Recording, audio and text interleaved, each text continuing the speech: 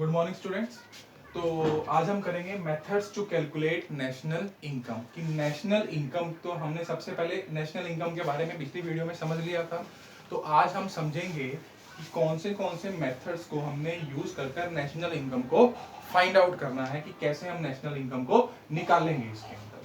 तो national income को calculate करने के लिए हमारे पास कितने मेथड्स हैं? 3 मेथड्स हैं। तो हमारे पास सबसे पहला मेथड है, दूसरा मेथड है और तीसरा। सबसे पहला मेथड है हमारे पास वैल्यू एडिड मेथड। दूसरा मेथड है हमारे पास इनकम मेथड एंड तीसरा मेथड है हमारे पास expenditure method.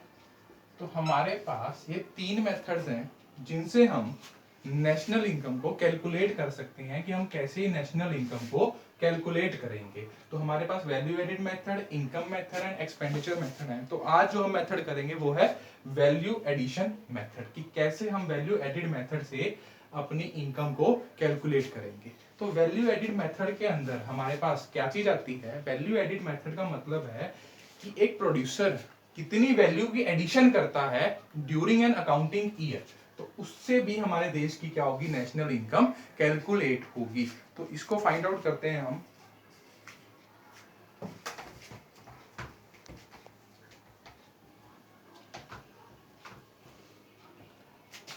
Value added method. Value added method का मतलब क्या है कि एक producer during an accounting year कितनी वैल्यू अपने प्रोडक्ट के अंदर इनपुट से आउटपुट बनाने में कितनी वैल्यू की एडिशन करता है, that is called value added method. तो वैल्यू एडिड मेथड को हमने अगर निकालना है तो उसके लिए हमारे पास जो फॉर्मूला है वो है GDP MP is equal to value of output minus value of input. तो जीडीपी एमपी मतलब क्या हुआ? ग्रॉस डोमेस्टिक प्रोडक्शन या gross value added at market price is equal to value of output and value minus value of input. तो value of output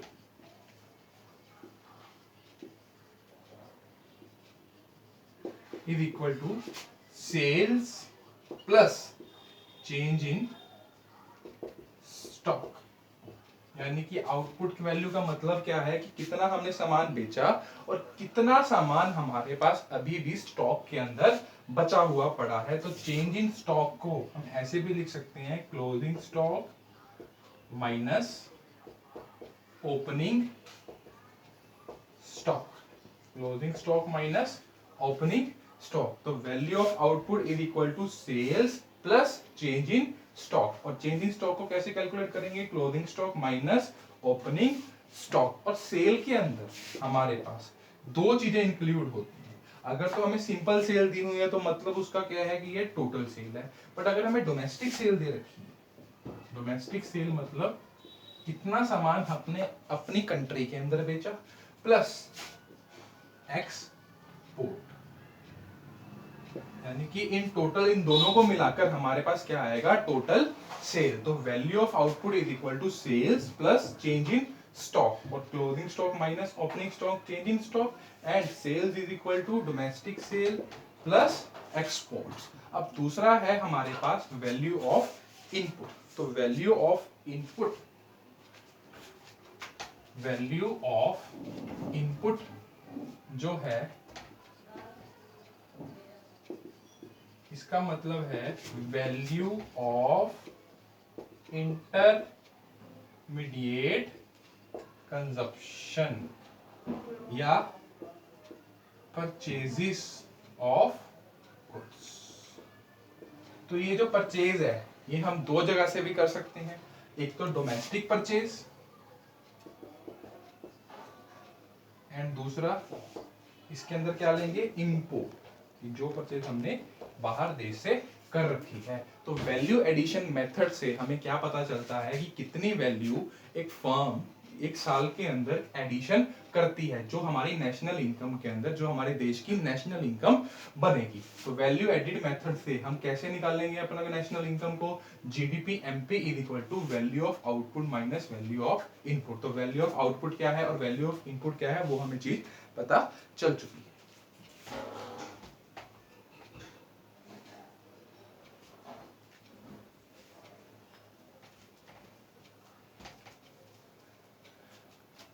तो अब हमारे पास क्या आता है कि हमें पता चल गया कि GDP MP is equal to value of output minus value of intermediate consumption या वैल्यू ऑफ इनपुट।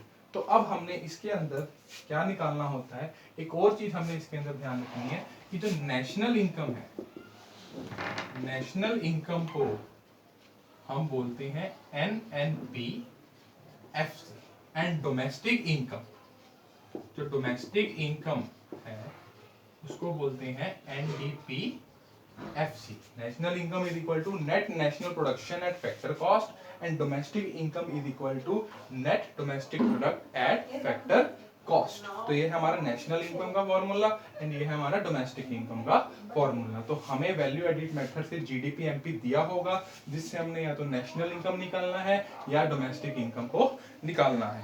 तो हम इसको देखते हैं कि वैल्यू एडिट मेथड के अंदर एक एग्जांपल को सॉल्व करते हैं। वैल्यू एडिट मेथड के अंदर हम एक एग्जांपल को सॉल्व करते हैं कि कैसे इसको सॉल्व करेंगे। तो let us take an example कि sales of good A equal to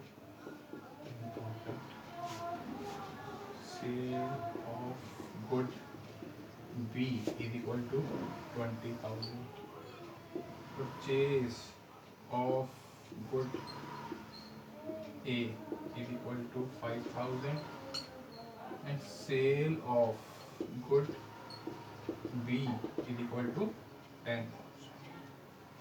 and export कितना दे दिया हमें? 5,000।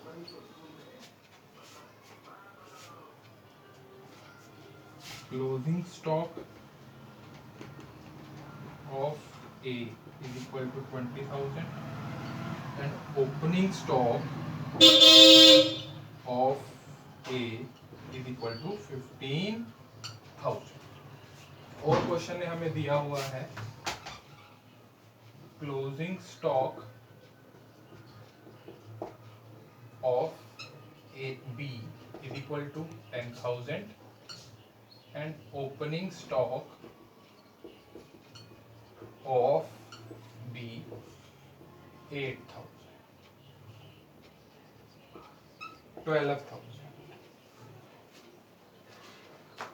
ये क्वेश्चन ने हमें दे रखा है कि सेल ऑफ गुड ए कितना है 10,000, सेल ऑफ गुड बी कितना है 20,000, purchase of good A 5,000 and sale of purchase of good B कितना है 10,000। एक्सपोर्ट्स कितने हैं 5,000, क्लोजिंग स्टॉक ऑफ ए कितना है 20,000, ओपनिंग स्टॉक ऑफ ए कितना है 15,000 and closing stock of B 10,000 and opening stock of B 12,000। और क्वेश्चन ने हमें बोला हुआ है क्या निकालना है हमने GDP MP, find out GDP MP. तो जीडीपी एमपी हम कैसे निकालेंगे? जीडीपी एमपी पास तो हमारे पास क्वेश्चन आ गया है कि कैसे हम इस क्वेश्चन को सॉल्व करेंगे। तो सबसे पहले हमें क्या दिया हुआ है, हमें पता है GDP MP is equal to value of output minus value of input. तो हमने जीडीपी एमपी पहले ए का निकालना है, फिर हमने निकालना है जीडीपी एमपी बी का। तो सबसे पहले हम ए की वैल्यू ऑफ आउटपुट निकालेंगे। तो उसका क्या फॉर्मूला है, sale plus change in stock, sale plus change in stock. तो हमारे पास सेल कितनी थी ए की, सेल थी हमारे पास ए की 10,000 प्लस चेंज इन स्टॉक कितना था हमारे पास, चेंज इन स्टॉक का फार्मूला क्या था, closing stock minus opening stock. तो क्लोजिंग स्टॉक ऑफ ए कितना था हमारे पास 20,000 एंड ओपनिंग स्टॉक कितना था 15,000। तो ये हमारे पास कितना आ गया वैल्यू ऑफ आउटपुट ए का, ये आ गया हमारे पास 15,000 क्या आ गई हमारे पास वैल्यू ऑफ ए की। और हमारे पास एक और चीज थी इसके अंदर, वो थी एक्सपोर्ट। एक्सपोर्ट था ए का। तो क्या हम उस एक्सपोर्ट को इसके अंदर ऐड करेंगे? उस एक्सपोर्ट को हम इसके अंदर ऐड नहीं करेंगे। क्यों नहीं करेंगे? क्योंकि जो हमें ये सेल दी हुई है, ये सेल हमें टोटल सेल दे रखी है, ये हमें डोमेस्टिक सेल नहीं दी हुई। अगर हमें यहाँ पर सेल की बजाय डोमेस्टिक सेल दे रखी होती, तब हम इसके अंदर एक्सपोर्ट को क्या करते, प्लस करते, ऐड करते। तो अब हमें इसके अंदर एक्सपोर्ट को ऐड करने की कोई भी जरूरत नहीं है। तो अब हम इसके वैल्यू ऑफ आउटपुट ए कितना आ गया 15,000 एंड वैल्यू ऑफ इनपुट कितना था ए का, वैल्यू ऑफ इनपुट है ए का 5,000। तो और कुछ है हमारे पास क्वेश्चन के अंदर? तो नहीं। तो इसके लिए हमारे पास क्या आ गया GDP MP, value of output minus value of input. तो 15,000 माइनस 5,000। तो जीडीपी एमपी ए का ग्रॉस वैल्यू एडिड ए की कितनी आ गई 10,000। अब ऐसे ही हम जीडीपी एमपी किसकी निकालेंगे, बी की निकालेंगे। तो जीडीपी एमपी ए की आ गई है हमारे पास 10,000 और बी की कितनी आएगी हमारे पास, बी की आएगी हमारे पास value of output is equal to sale plus change in stock. तो बी ने कितनी सेल की थी, बी ने सेल की थी 20,000 की। और चेंज इन स्टॉक क्या होता है, क्लोजिंग माइनस ओपनिंग स्टॉक। अब इसका क्लोजिंग स्टॉक है 10,000 एंड ओपनिंग स्टॉक है 12,000। तो मतलब क्या हुआ कि ये किसके अंदर आ गया -2,000, यानी कि ये कितना आ गया value of output 18,000। Value of output कितना आ गया हमारे पास 18,000 and value of input, value of input कितना था हमारे पास, वैल्यू ऑफ इनपुट यानी कि परचेज थी हमारी बी की, वो थी हमारे पास 10,000 की हमारे पास क्या थी उसकी परचेज। तो हमारे पास जीडीपी एमपी बी का कितना आ गया 18 माइनस 10,000। तो हमारे पास कितना आ गया 8,000। तो अगर हम टोटल जीडीपी एमपी निकालेंगे दोनों प्रोडक्ट की, तो हमारे पास कितनी आ जाएगी टोटल दोनों प्रोडक्ट की जीडीपी एमपी। जीडीपी एमपी ए की है 10,000 एंड जीडीपी एमपी बी की है 8,000। तो total gross domestic production at market price कितना आ गया 18,000। तो अब हमें क्वेश्चन इसके अंदर, हमने क्वेश्चन में बोला था कि जीडीपी एमपी निकालना है, तो जीडीपी एमपी हमने इजीली निकाल लिया। अब हमें क्वेश्चन ये भी बोल सकता है कि आपको क्या फाइंड आउट करना है, नेशनल इनकम निकालना है। तो हमें पता है national income is equal to क्या होता है एनएनपी एफसी। तो क्वेश्चन हमें कुछ एडिशनल चीजें दे सकता है, जैसे कि डेप्रिसिएशन है 2000, नेट इनडायरेक्ट टैक्सेस है 3000 and net factor income from abroad है 5000। तो क्वेश्चन हमें ये भी दे सकता है एंड बोलेगा कि फाइंड आउट नेशनल इनकम। तो नेशनल इनकम फाइंड आउट करनी है, मतलब क्या निकालना है एनएनपी एफसी। तो जीडीपी एमपी हमें दे रखा है, उससे हमने किसके ऊपर जाना है एनएनपी एफसी के ऊपर जाना है। तो वही तीनों फार्मूले हमने याद करने हैं। ग्रॉस से हमने क्या बनाना है, नेट बनाना है। तो ग्रॉस मतलब बड़े से हमने छोटी नेट की तरफ जाना है, तो क्या करना पड़ेगा माइनस डेप्रीसिएशन। डोमेस्टिक प्रोडक्शन से हमने नेशनल प्रोडक्ट की तरफ जाना है, तो हमें इसके अंदर क्या प्लस करना पड़ेगा, हमें इसके अंदर प्लस करना पड़ेगा net factor income from abroad. And market price से हमने फैक्टर कॉस्ट की तरफ जाना है, तो हमें इसके अंदर क्या माइनस करना पड़ेगा नेट इनडायरेक्ट टैक्सेस। तो नेट इनडायरेक्ट टैक्सेस कितने हो गए 3000। तो अगर इनको प्लस माइनस करेंगे तो हमारे पास एनएनपी जो एफसी आया वो कितना आया, वो 18,000 की प्लस माइनस करके आ गया। तो ये था बच्चे वैल्यू एडिड मेथड के अंदर हम कैसे क्वेश्चन को करेंगे। तो वैल्यू एडिड मेथड के अंदर हम सबसे पहले क्या निकालेंगे, GDP MP gross value addition at market price, जिसके अंदर हम value of output minus value of input का फॉर्मूला यूज करेंगे।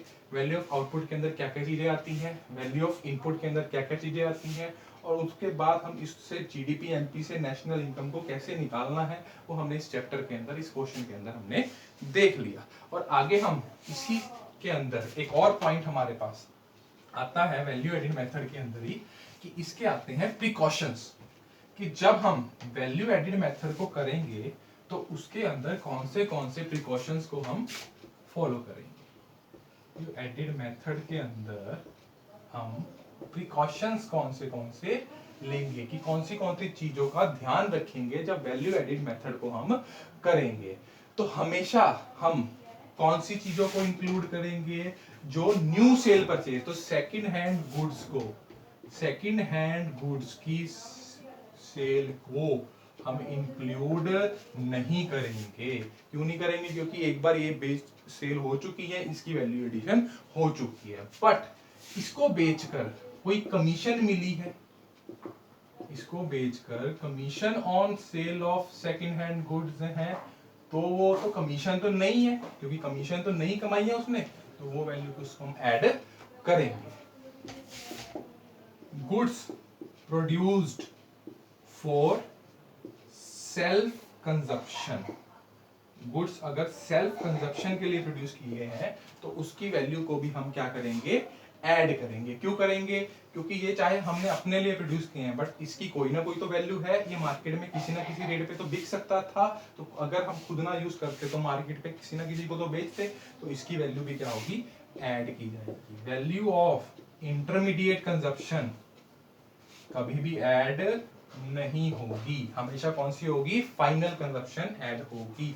और वैल्यू ऑफ सर्विसेज भी क्या कभी ऐड होंगी, नहीं होगी। वैल्यू ऑफ सेल्फ सर्विसेज, क्योंकि इनको कैलकुलेट करना, जैसे हाउस वाइफ की सर्विसेज होगी या टीचर की अपने बच्चों को सर्विसेज होगी, उनको कैलकुलेट करना बहुत मुश्किल हो जाता है। बट एक लास्ट की value of rent, of imputed value of rent, यानी कि जिस घर में हम रह रहे हैं उस घर के रेंट की वैल्यू को हम इंक्लूड करेंगे। यस, क्योंकि अगर हम उस घर में ना रहते तो कहीं ना कहीं बाहर रहते और उसकी कोई ना कोई मार्केट वैल्यू होती जिसको हमने पे करना पड़ता, जिससे वो किसी की इनकम बनती, तो उस घर की जो इम्प्यूटेड वैल्यू होगी रेंट की उसको भी हम इंक्लूड करेंगे। तो इसके अंदर हमने क्या क्या चीजें ध्यान रखनी है, कि सेकंड हैंड गुड्स की सेल इंक्लूड नहीं करेंगे, बट अगर उससे कोई कमीशन हुआ है तो उसको इंक्लूड करेंगे। अगर गुड्स सेल्फ कंजप्शन के लिए प्रोड्यूस किए हैं उसको इंक्लूड करेंगे, बट इंटरमीडिएट कंजप्शन वाले गुड्स को इंक्लूड नहीं करेंगे क्योंकि हम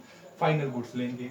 वैल्यू ऑफ सेल्फ सर्विसेज जो होंगी उनको भी इंक्लूड नहीं कर सकते क्योंकि उनको कैलकुलेट करना बड़ा मुश्किल हो जाएगा, बट जिस घर में हम रह रहे हैं उसके घर की इंप्यूटेड वैल्यू को इंक्लूड हम करेंगे। तो बच्चों ये था हमारा वैल्यू एडिड मेथड का टॉपिक, ये था हमारा वैल्यू एडिड मेथड का टॉपिक। इसके अंदर एक और हमारे पास चीज आती है इसी मेथड के अंदर, जिसको बोलते हैं हम प्रॉब्लम ऑफ डबल काउंटिंग। इस मेथड के अंदर हमारे पास एक और चीज आती है जिसको बोलते हैं हम, क्वेश्चन जो हमारा बनता है पेपर के अंदर वो आता है प्रॉब्लम ऑफ डबल काउंटिंग। तो इसी टॉपिक से रिलेटेड है प्रॉब्लम ऑफ डबल काउंटिंग। तो इसका मतलब क्या है, प्रॉब्लम ऑफ डबल काउंटिंग तब अराइज होती है जब हम इंटरमीडिएट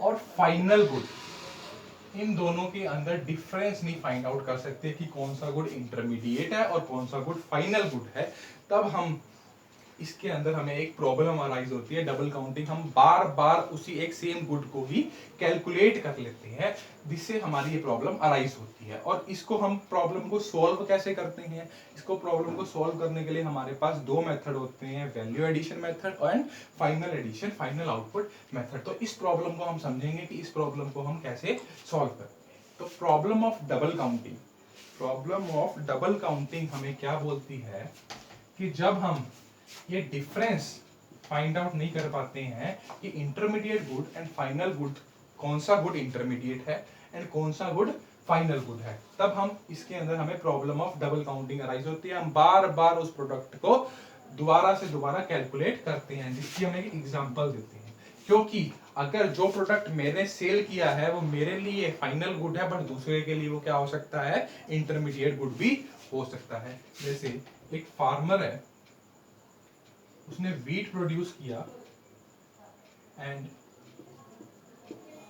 उसको उसकी कॉस्ट उसके लिए 0 थी एंड उसने उसको आगे जाके 400 रुपीज का एक व्हीट फ्लोर वाले को बेच दिया। तो फार्मर के लिए 400 रुपीज जो होंगे, फार्मर के लिए जो 400 रुपीज होंगे वो ये फाइनल गुड होगा। बट व्हीट फ्लोर वाले के लिए क्या होगा, इंटरमीडिएट होगा, क्योंकि व्हीट फ्लोर वाले ने आगे इससे आटा बनाना है। तो वो क्या करेगा, इस गुड़ के अंदर कुछ ना कुछ प्रोसेसिंग करेगा और इसको 600 का बिस्कुट कंपनी को बेच देगा। तो अब क्या हुआ कि जो फार्मर था उसने व्हीट प्रोड्यूस करी और किसको बेच दी, व्हीट फ्लोर वाले को बेच दी। तो फार्मर के लिए 400 क्या हो गए, फाइनल गुड हो गए, बट व्हीट फ्लोर वाले के लिए क्या होगा, ये इंटरमीडिएट। तो वो इसके अंदर कुछ प्रोसेसिंग करेगा और आफ्टर दैट इसका आटा बनाकर किसको भेज देगा, बिस्कुट कंपनी वाले को भेज देगा। तो व्हीट फ्लोर के लिए 600 फाइनल गुड हो गई वो आटा, बट बिस्कुट कंपनी अभी उसको क्या करेगी, उससे क्या तैयार करेगी, बिस्कुट तैयार करेगी। तो वो बिस्कुट उसको तैयार कर 900 का रिटेलर को भेज देगी सोल्ड करने के लिए। तो एक तरीके से बिस्कुट कंपनी के लिए ये फाइनल हो गया, बट अभी रिटेलर इसको किसको बेचेगा, कस्टमर को बेचेगा। कितने का बेचेगा, कस्टमर को 1100 का बेचेगा। तो फाइनल 1100 का कस्टमर के पास गया। तो अब प्रॉब्लम ऑफ डबल काउंटिंग तब अराइज होती है जब हम ये फाइंड आउट नहीं कर सकते कि ये फाइनल गुड किसका है, इंटरमीडिएट गुड किसका है, क्योंकि किसी ना किसी का ये फाइनल है और किसी ना किसी का ये इंटरमीडिएट है। तो हम इस प्रॉब्लम को सॉल्व करने के लिए, इस प्रॉब्लम को जब हम ये फाइंड आउट नहीं कर पा रहे हैं कि कौन सा फाइनल है कौन सा इंटरमीडिएट है, तो इस प्रॉब्लम को सॉल्व करने के लिए हमें दो मेथड दिए जाते हैं कि कैसे हम नेशनल इनकम को कैलकुलेट करें।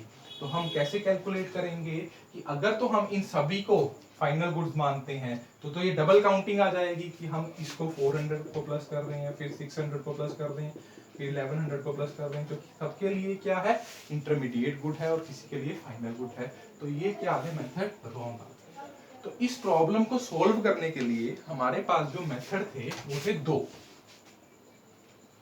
कौन से मेथड, एक तो था final output method. Final output method मतलब फाइनली ये कस्टमर को कितने का मिला है, फाइनल आउटपुट इस प्रोडक्ट की, ये नहीं कि ये कस्टमर को कितने का मिला है, ये कितने का मिला है 1100, तो it will be included in national income. और जो दूसरा मेथड है हमारे पास वो है वैल्यू एडेड मेथड, कि हर पॉइंट के ऊपर कितनी कितनी वैल्यू इसके अंदर ऐड की जा रही है। तो फार्मर ने कितनी वैल्यू ऐड की 400, इसने कितनी वैल्यू ऐड की 200, और बिस्कुट कंपनी ने कितनी वैल्यू ऐड की 300, एंड रिटेलर ने कितनी वैल्यू ऐड की 200। तो टोटल वैल्यू एडिशन कितनी आई, 400 प्लस 200 प्लस 300 प्लस 200। तो इसका अगर हम टोटल करेंगे तो हमारे पास कितना आ जाएगा, 1100। तो समझ में आया कि अगर इस प्रॉब्लम, जो डबल काउंटिंग की प्रॉब्लम क्यों अराइज होती है, क्योंकि हम फाइनल एंड इंटरमीडिएट गुड के अंदर फर्क नहीं समझ पा रहे हैं कि कौन सा फाइनल है और कौन सा इंटरमीडिएट है। तो उसका सॉल्यूशन हम कैसे निकालेंगे, फाइनल आउटपुट मेथड, या तो जो कस्टमर को बेचा है वो, या कितनी वैल्यू एडिड हर पॉइंट के ऊपर की जा रही है हर व्यक्ति के द्वारा, हर फार्मर के द्वारा, व्हीट फ्लोर वाले के द्वारा, बिस्कुट कंपनी के द्वारा। तो ये सारी चीजों को हम ऐड करेंगे, वैल्यू एडिशन को ऐड करेंगे, तो हमारे पास क्या जाएगा, नेशनल इनकम आ जाएगी। दैट्स इट बच्चों, ये था हमारा टॉपिक वैल्यू एडेड मेथड वाला।